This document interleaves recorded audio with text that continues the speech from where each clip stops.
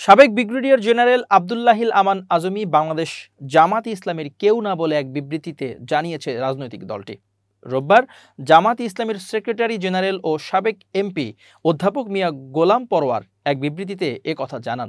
তিনি বলেন, অতি সম্প্রতি সাবেক ব্রিগেডিয়ার জেনারেল আব্দুল্লাহিল আমান আজমির বক্তব্য নিয়ে কতিপয় জাতীয় দৈনিক ও অনলাইন নিউজ পোর্টালে প্রকাশিত সংবাদের প্রতি আমাদের দৃষ্টি আকৃষ্ট হয়েছে।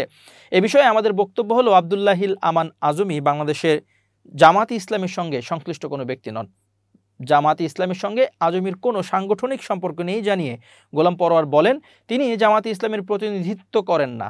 তিনি যে বক্তব্য রেখেছেন তা তার একান্ত ব্যক্তিগত, সুতরাং তার বক্তব্যকে জামাতে ইসলামের সঙ্গে সংশ্লিষ্ট করার কোনো সুযোগ নেই। তার বক্তব্যকে কেন্দ্র করে জামাতে ইসলামের সম্পর্কে বিভ্রান্তি ছড়ানোর কোনো অবকাশ নেই। প্রসঙ্গত, ভার্চুয়াল এক সংবাদ সম্মেলনে গত মঙ্গলবার বাংলাদেশের জাতীয় সঙ্গীতকে স্বাধীনতা অস্তিত্বের পরিপন্থী আখ্যা দিয়ে তা পরিবর্তনের দাবি জানান জামাতে ইসলামের সাবেক আমির গোলাম আজমের ছেলে আব্দুল্লাহিল আমান আজমি।